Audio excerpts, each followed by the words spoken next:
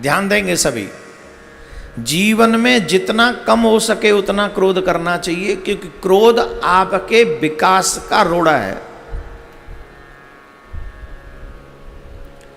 आपकी घर की शांति को छीनने वाला है क्रोध, आपके मन की शांति को छीनने वाला है क्रोध, आपको अहरनिश द्वंद्व में डाल देने वाला है क्रोध, आपको मुश्किलों में डाल देने वाला है क्रोध। इसलिए शिव पुराण कह रहा, मैंने कहा it's not my words, Shiv Puran says in, Ved Vyas ji says in Shiv पुराण।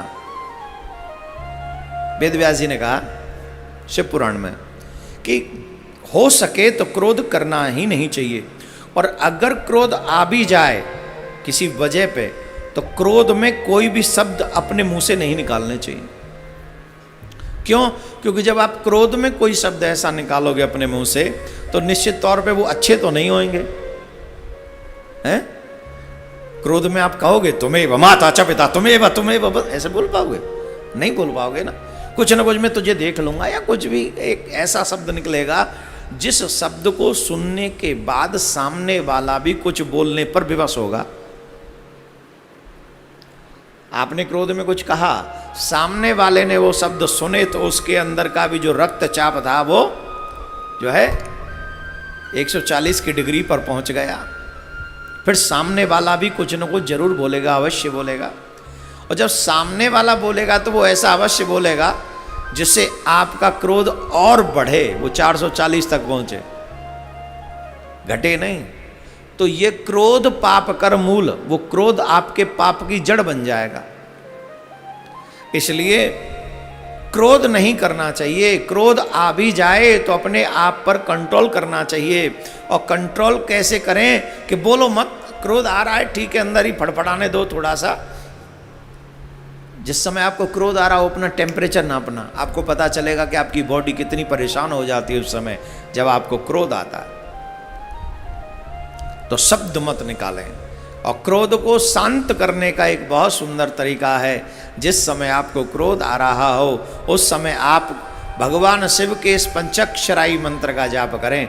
ओम नमः शिवाय, ओम नमः शिवाय, ओम नमः शिवाय, बोलो ओम नमः शिवाय। इसको 21 बार जप लें, आपका क्रोध छूमंतर हो जाएगा। जब क्रोध आ रहा हो बोलने से पहले। और जो शिष्य हैं, जो कृष्ण भक्त हैं, उनके लिए आप अपने गुरुजी के द्वारा दिया हुआ मंत्र 11 बार 21 बार जप लें, आपका क्रोध भाग जाएगा। राधे राधे बोलना पड़ेगा। ये दूसरी बात हुई। और तीसरी बात, जो लोग चाहते हैं कि हम लंबा जिएं, दीर्घ आयु हों, कौन सी आयु?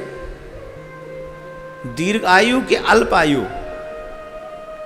कौन कौन दीर्घायु जीना चाहते हैं? जो लोग चाहते हैं कि हम और हमारे बच्चे दीर्घायु जिएं, शिव पुराण में उनके लिए बड़ी सुंदर व्यवस्था बताई गई है। बताएं क्या व्यवस्था है? बोले व्यवस्था यह है कि भोजन कम करो,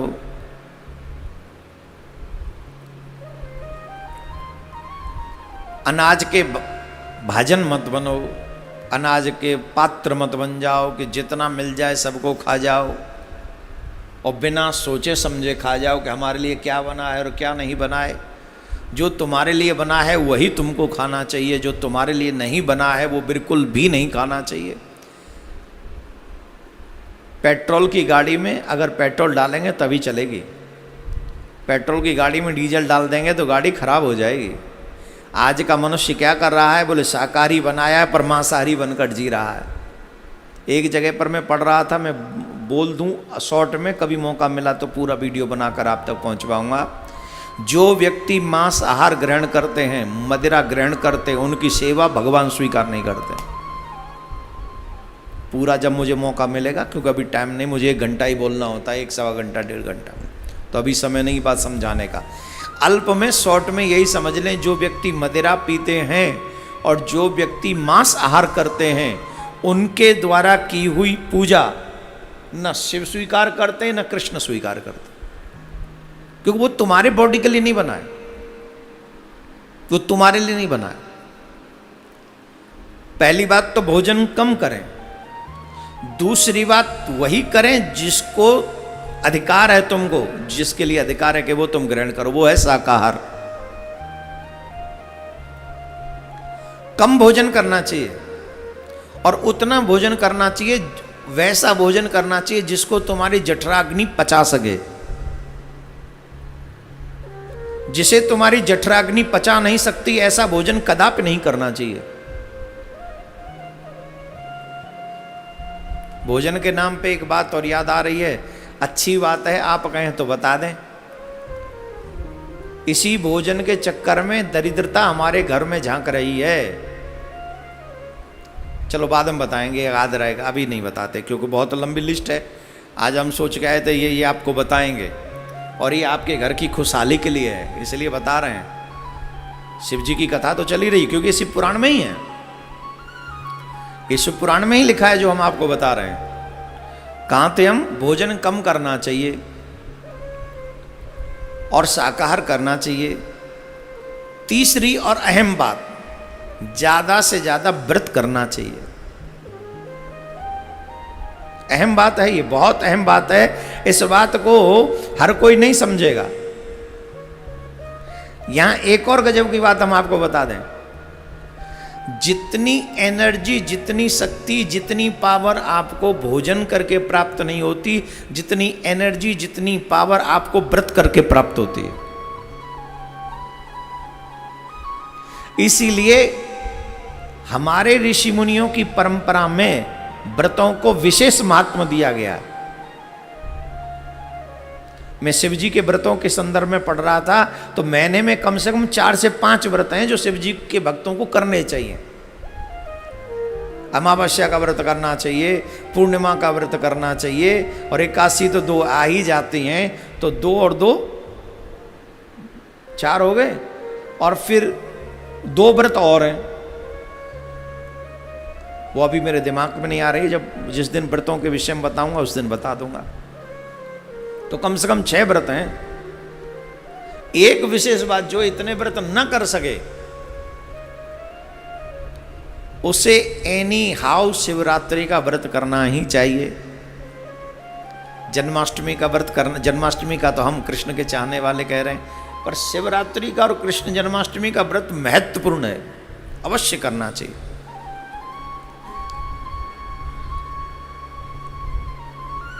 बहुत पुण्यों का फल शिवरात्रि का व्रत दे देता है। तो ये तीसरी बात हो गई, भोजन करें, कम भोजन करें, शाकाहार करें और ज्यादा से ज्यादा व्रत करें, ये तीसरी बात। यहां पर एक और बात बताई गई है, संध्या के समय, संध्या का जो 2 संध्याएं होती हैं शिव पुराण में, मालूम है कि नहीं? संध्या एक होती है, 2। हमारे यहाँ त्रिकाल संध्या की बात आती है, राइट, पर 2 संध्याएं होती हैं। एक मॉर्निंग संध्या होती है, एक इवनिंग संध्या होती है। बोले मॉर्निंग संध्या कैसी होती है? बोले सूर्य उदय होने से पूर्व, सूर्य की प्रथम किरणें इस पृथ्वी पर आए उससे पूर्व का और जो ब्रह्म मुहूर्त के बीच का जो समय है उसे संध्या कहते हैं। शाम को सूर्यास्त और अंधेरे होने से पहले का जो समय है उसे सायंकालीन संध्या कहते हैं। एक मॉर्निंग संध्या, एक सायंकालीन संध्या। तो संध्या के संदर्भ में एक बात कही गई है, संध्या के समय चाहे वो मॉर्निंग की हो चाहे वो इवनिंग की हो, कुछ काम नहीं करने चाहिए। वो कौन से काम है? बोले भोजन नहीं करना चाहिए। कई लोग सुबह उठते ही, कई लोग मिल जाएंगे आपको, कई लोग कहते हैं हम तो सुबह उठ जाते हैं। कितने बजे? बोले लगभग 4:30-5 बजे। अच्छा, वाह, बड़े अच्छे हो। करते क्या हो? क्या करते? सबसे पहले चाय ढूंढते हैं और चाय के संग बिस्किट ढूंढते हैं या कुछ रस वस कुछ मिल जाए वो ढूंढते हैं। काय के लिए उठे थे 4 बजे 5 बजे? काय के लिए उठे थे? ये चाय के लिए उठे थे? ये बिस्किट खाने के लिए उठे थे? उठे ब्रह्म मुहूर्त में और काम क्या किया? जो वर्जित है पुराण में, ये खाना नहीं है, पीना नहीं है। प्रातःकाल क्या करना चाहिए? रामचरितमानस से कहता है प्रातःकाल उठ के रघुनाथा माता पिता गुरु ना वही माता। सबसे पहले क्या करें? बोले प्रणाम। प्रणाम किनको? बोले अपने घर के बुजुर्गों को। सबसे पहले उठ के बिना स्नान के ही सबसे पहले अपने माता पिता के पास चले जाओ। घर में जो बुजुर्ग हैं, दादी दादा, उनके पास चले जाओ और उनको जाके प्रणाम करो। और उन्हें प्रणाम करने के बाद क्या करें? बोले फिर स्नान, पहले प्रणाम, फिर स्नान और फिर राम, फिर नाम जपो,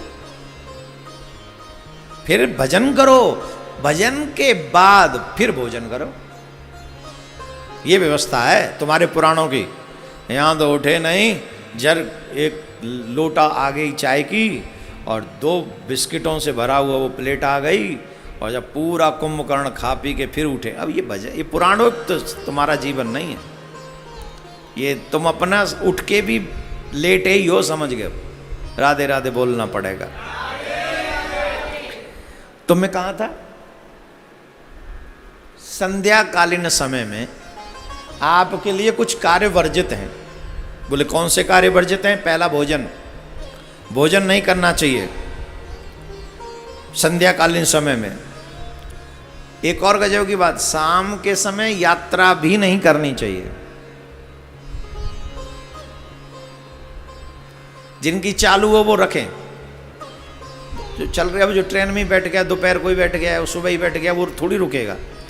लेकिन उस समय यात्रा न रख करें प्रारंभ, शाम के समय, संध्याकालीन समय में यात्रा प्रारंभ न करें। अच्छा, इसके पीछे वजह क्या है? रीजन क्या है? रीजन है छोटा सा। शाम के समय कैलाश पर्वत पे शंकर भगवान अपने तीनों नेत्र खोलकर इस ब्रह्मांड को देखते हैं, पृथ्वी के लोगों को देखते हैं, मतलब इनकी चेकिंग करते हैं कि ये कर क्या रहे हैं। और संध्याकालीन समय बनाया गया है भगवान के भजन के लिए। और यात्रा में मतलब कुछ कमाने जा रहा होगा, खाने का मतलब इसको वर्जित किया गया है। तो जब उस समय भगवान देखते हैं कि ये अभी भी सांसारिक कार्यों में लगा है, तो भगवान क्रोधित हो जाते हैं और उससे तुम्हारे सुकृत भी नष्ट होते हैं और तुम्हारे घर की शांति भी नष्ट होती है। भोजन नहीं करना चाहिए, सोना नहीं चाहिए, चाहे वो मॉर्निंग की संध्या हो या इवनिंग की, उसमें सोना नहीं चाहिए। उस संध्या में और इस संध्या में सोना नहीं। दूसरा, यात्रा नहीं करें। और सबसे अहम बात, स्त्री का संग न करें, स्त्री प्रसंग में लिप्त न रहें। स्त्री का संग मतलब ऐसा नहीं कि घर में है तो कीर्तन हो रहा है तो वो संग नहीं। जो पति पत्नी संतान उत्पन्न करने का प्रयास जो करते हैं, वो संध्याकालीन समय में, चाहे वो मॉर्निंग की या, ये नहीं करना चाहिए। भोजन करेंगे तो पेट खराब हो जाएगा। संतान उत्पन्न करेंगे तो दुष्ट संतान उत्पन्न होगी जो जीवन भर तुमको दुख देगी। यात्रा करोगे तो वो यात्रा तुम्हारी सफल नहीं होगी। और क्या था? शयन करोगे तो तुम्हारा भाग्य नष्ट हो जाएगा। इसके लिए संतान अच्छी हो, भाग्य सुंदर हो, तुम्हारी शरीर अच्छी रहे और तुम्हारा हर काम बनता रहे, इनके लिए कार्य वर्जित किए गए। संध्याकालीन समय में ये कार्य नहीं करना चाहिए। बोलो राधे राधे। और जोर से बोलना पड़ेगा। 5वीं बात मैं आपको बताने जा रहा हूं। बताऊं कि रिंद दूं? बता दूं। वैसे तो कई हैं, पर इनमें से आज मैं सिर्फ 5 ही बोलूंगा, शेष कल बोल दूंगा। 5वीं बात जो बहुत महत्वपूर्ण है वो ये है, आपको अपने जीवन में झूठ नहीं बोलना चाहिए। जो आज का व्यक्ति बात बात पे बोलता है। आज आप इस व्यक्ति से कहो झूठ मत बोलना, तो वो समझेगा कि ये व्यक्ति हमको पागल बना रहा है। किसी से बोलो कि सत्य बोला करो, तो वो कहे तुम पागल हो गए हो, किस जमाने की बात करते हो? सतयुग में सत्य बोला करते थे, कलयुग में नहीं चलता। ऐसा नहीं है। मैं एक बात आपको यहाँ स्पष्ट कर दूं, तुम्हारे झूठ बोलने से किसी और का भला हो अथवा किसी और का बुरा हो, पर तुम्हारे झूठ बोलने से सबसे पहला जो बुरा होता है वो तुम्हारा बुरा होता है। जब तुम झूठ बोलते हो तो भगवान की दृष्टि में तुम उसी समय तुम्हारा पतन हो जाए, उसी वक्त, उसी समय तुम्हारा पतन हो जाता है।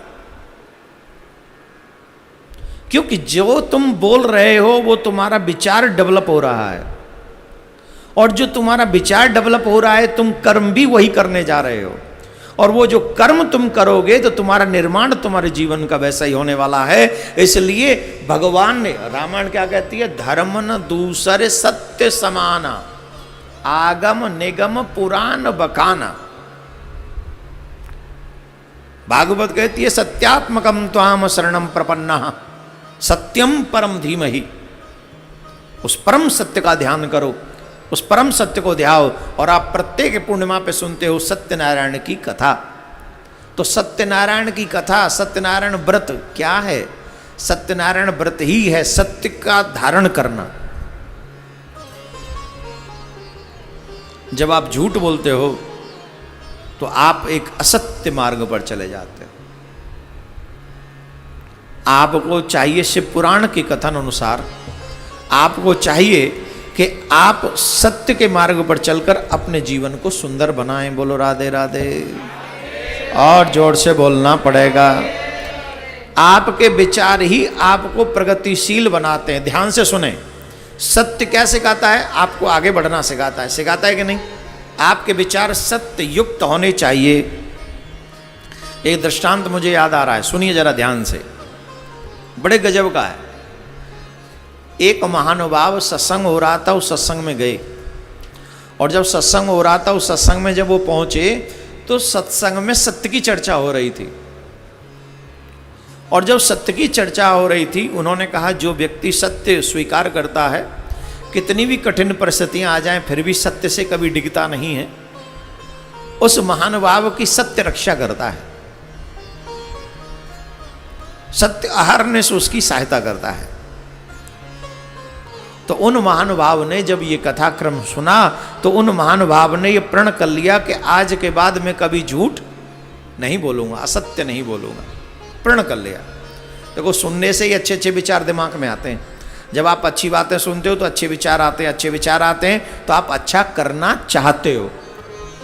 जब अच्छे विचार ही नहीं, कहीं सुना ही नहीं पड़ेगा तो विचार नहीं आएंगे, विचार नहीं आएंगे तो अप्लाई नहीं करोगे। तो जीवन पर्यंत उन्होंने कभी असत्य नहीं बोला, जीवन पर्यंत कभी असत्य नहीं बोला। और भगवान का भजन करते रहे, संतों की, गुरु जी की सेवा करते रहे। यही कार्य में वो हमेशा व्यस्त रहते थे, हमेशा आनंद में रहते थे। अब जाना तो सबको है पृथ्वी पे, चाहे झूठे हों चाहे सत्यवादी हों। एक दिन उनको भी जाना पड़ा, पृथ्वी छोड़कर गए। धर्मराज द्वार पर खड़े होकर उनका स्वागत करने आए धर्मपुरी में। भगवान ने, धर्मराज ने उनका स्वागत किया और पूरे उस स्वर्ग का भ्रमण कराया, और जो उत्तम से उत्तम व्यवस्था थी वो उनके लिए उपस्थित की। लेकिन वो इतने धीर गंभीर थे कि उन सुखों की तरफ उनका ध्यान ही नहीं था। वहाँ पर भी बैठकर वो अपने मगन थे। अब ऐसे दिव्य आत्मा जिसने अपने जीवन में झूठ न बोला हो, उनका दर्शन करने के लिए स्वर्ग के बड़े बड़े ऋषि मुनि आने लगे। धर्मराज भी आते थे और हमेशा कहते रहते थे कि भाई तुम हमसे कुछ मांगो, कुछ मांगो, कुछ मांगो। तो एक दिन उन दिव्य आत्मा ने कहा कि भाई देखो, ये तुम हमें कहाँ लेके आए? बोले स्वर्ग है। बोले एक काम करो, हमें नरक ले चलो, हम थोड़ी देर के लिए नरक देखना चाहते हैं। क्या आवश्यकता है आपको नरक जाने की? आपको नरक में जाने की कोई आवश्यकता नहीं। बोले हमारी इच्छा है कि आप हमको थोड़ा नरक भ्रमण करा लाओ। तो स्वयं धर्मराज उन आत्मा को लेकर नरक की ओर बढ़े। नरक में गए तो उन्हें ज्यादा फर्क नहीं लगा स्वर्ग में और नरक में। वहां पर भी लोग वैसे ही थे, स्वर्ग में थोड़ी सुविधाएं ज्यादा थी। तो भ्रमण करके वापस आए, उनका मुख उदास था। धर्मराज ने पूछा आप इतने उदास क्यों हैं? बोले हम उदास इसलिए हैं, जो पुराणों में हमने पढ़ा था कि नरकों में बड़े कष्ट हैं, बड़ी वेदनाएं हैं, कहीं कुएं में पाट डाल दिया जाता है, कहीं अग्नि में जलाया जाता है, कहीं तांबे की भूमि पर दौड़ाया जाता है, लोग चीखते हैं, चिल्लाते हैं, त्राहि त्राहि करते हैं, भालों से बाणों से उसको वेद किया, उसका छेदन किया जाता है। उसके पीछे कुत्ते दौड़ाए जाते हैं, हाय तौबा मस्ती रहती है। हमने तो नरक के विषय में ये सुना था, पर ऐसा तो वहां कुछ है ही नहीं। ये कैसा नरक है? धर्मराज ने कहा नरक वालों से ही पूछते हैं। तो नरक वाले लोगों को पूछा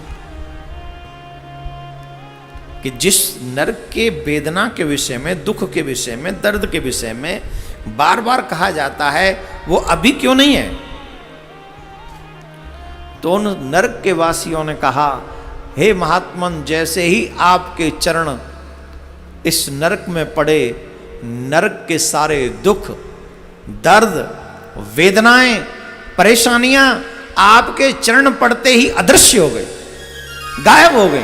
ये आपके चरणों का प्रताप है, ये आपके पुण्यों का प्रताप है। जब आप ऐसे श्रेष्ठ विचार वाले लोग नरक में भी जाते हैं तो नरक के भी दुख समाप्त हो जाते, औरों के दर्शन करने मात्र से। जो नरक में पड़े वहां की पीड़ा भोग रहे हैं, वो भी जब आप जैसे लोगों के दर्शन करते हैं तो उनकी भी वेदनाएं समाप्त हो जाती हैं, दर्द समाप्त हो जाते, दुख समाप्त हो जाते। ये एक विचार की शक्ति है। किसकी शक्ति है? एक विचार आपको यहां से वहां तक पहुंचा देता है, जो खुद अपने आप को ही सुखी नहीं बल्कि नरक में पड़े हुए लोगों को भी आप सुख प्रदान कर देते हो। बोलो राधे राधे। ऐसे नहीं, जोर से बोलना पड़ेगा। तो ये सुख किसकी वजह से? एक विचार की वजह से। एक वो विचार है जो सबको दुख देता है, एक वो विचार है जो सबको सुख देता है, जो सबको सुख देता है। हमें अपने जीवन में, अपने दिमाग में, अपने कर्म में उन विचारों को स्थान देना चाहिए जो विचार खुद को भी सुख दे और दूसरों को भी सुख दे। बोलो राधे राधे। जोर से बोलना पड़ेगा। तो मेरे प्यारे, ये कुछ श्रेष्ठ बातें शिव पुराण में हैं, जिन बातों को मैंने आप तक इसलिए पहुंचाया, जिन प्रसंगों को सुन सुनकर आपके जीवन में इन बातों को सुनकर कुछ बदलाव आए।